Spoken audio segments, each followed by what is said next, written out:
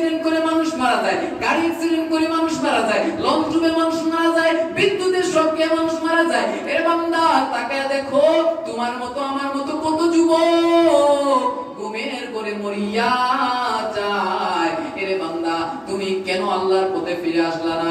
ও মুসলমান ইমানদার আল্লাহর গোলাম, কি ভাবছো কয়দিন এই দুনিয়ার জমিনে বাঁচবা?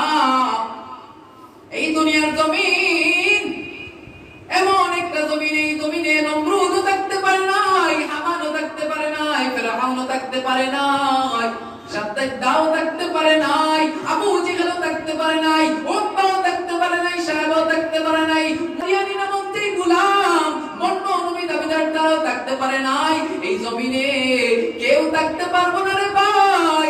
যারাই আমার আল্লাহর সাথে পাঙ্গা নিতে গেছে, যারা ইসলামের সাথে পাঙ্গা নিছে, যারাই মুসলমানের সাথে পাঙ্গা নিছে, যারাই নিজেদের বলে টাকার অহংকার দেখাইছে, শরীরের শক্তির অহংকার দেখাইছে, মানুষের সাথে জুলুম করতেছ, আরে ভাই খোদার কসম কেউ এই দুনিয়ার জমিনে বাঁচতে পারবো না।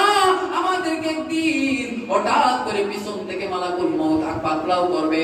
আল্লাহ বলেন ইন্না বাতশা রাব্বিকা লাশাদীদ। এ বান্দা তুমি কি তাকায় দেখো না, তুমি যে তোমার যে গোয়ালের গরু যেটা আছে, ওই গরুটারও তুমি রশি ছাড়া তুমি জমিনের মধ্যে ছাইড়া দাও না, গরুটার গলায় একটা রশি লাগাইয়া দাও, যাতে সে অন্যান্য গরু জমিনে যেতে না পারে। রশি দিয়ে তারে বুঝ কইরা দাও, এই যে রশি আছে রশির ভিতরেই থাকবা, এর বাহিরে তুমি যেতে পারবা না। আল্লাহ বলেন বান্দা আমি আল্লাহ তোমাদেরকে হায়াত নামক একটা রশি তোমাদের গলায় বাইধা দিলাম, মওত নামক একটা রশি তোমাদের গলায় বাইধা দিলাম।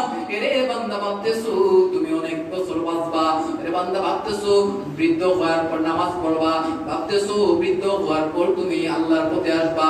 এরে গোলাম না না না, তুমি কি তাকায় দেখো না, প্রত্যেকদিন হুন্ডা অ্যাক্সিডেন্ট করে মানুষ মারা যায়, গাড়ি অ্যাক্সিডেন্ট করে মানুষ মারা যায়, লঞ্চ ডুবে মানুষ মারা যায়, বিদ্যুতের শকে মানুষ মারা যায়। এর বান্দা তাকায় দেখো, তোমার মতো আমার মতো কত যুবক ঘুমের করে মরিয়া যায়। এর বান্দা তুমি কেন আল্লাহর পথে ফিরে আসলা না?